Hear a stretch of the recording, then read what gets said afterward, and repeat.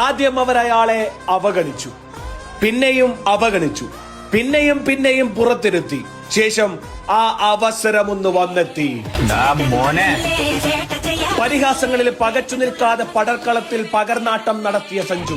വിമർശനങ്ങൾ മാത്രം കാതിൽ അലയടിച്ചപ്പോൾ വേവലാതിയില്ലാതെ വെട്ടക്കിറങ്ങിയവൻ സഞ്ജു. തീർന്നെന്ന് വിധിയെഴുതിയവർക്ക് മുന്നിൽ തീഗോളമായി താണ്ഡവമാടിയവൻ സഞ്ജു. വീണ് കിട്ടിയ അവസരത്തിൽ 8 ബോളിൽ 22 റൺസ് എടുത്തപ്പോൾ കളിയാക്കിയവരുടെ മുന്നിലൂടെ ഒടുവിൽ അയാൾ നടന്നു കയറിയത് പ്ലെയർ ഓഫ് ദി ടൂർണമെന്റ് അവാർഡുമായാണ്. മീറ്റ് ദ മാൻ, ഇന്ത്യയുടെ എക്കാലത്തെയും ലോകകപ്പ് ടോപ്പ് സ്കോറർ. പിന്നിലാക്കിയത് സാക്ഷാൽ വിരാട് കോഹ്ലിയെ. ലോകകപ്പ് ചരിത്രത്തിൽ ഒരൊറ്റ വേൾഡ് കപ്പിൽ ഏറ്റവും കൂടുതൽ 6 അടിച്ച ലോക റെക്കോർഡിന് മുതൽ അയാളുടെ പേരിലാണ്. സെമിയിലും ഫൈനലിലും അർദ്ധ സെഞ്ചുറി നേടുന്ന ഒരേ ഒരു താരം. ലോകകപ്പ് ഫൈനലിൽ ഏറ്റവും ഉയർന്ന സ്കോർ എന്ന ലോക റെക്കോർഡ് ഇനി അയാളുടെ പേരിലാണ്.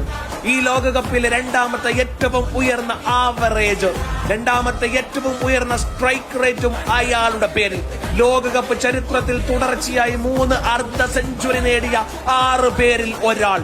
ലോകകപ്പ് ചരിത്രത്തിൽ തുടർച്ചയായി 3 പ്രാവശ്യം 80 റൺസ് എടുക്കുന്ന ആദ്യ താരവും ഒരേ ഒരു താരവും. ലോകകപ്പിൽ ഇന്ത്യയിലെ എക്കാലത്തെയും രണ്ടാമത്തെ ഉയർന്ന സ്കോർ അയാളുടെ പേരാണ്. ഒറ്റ പേര്, സഞ്ജു വിശ്വനാഥ് സാംസൺ.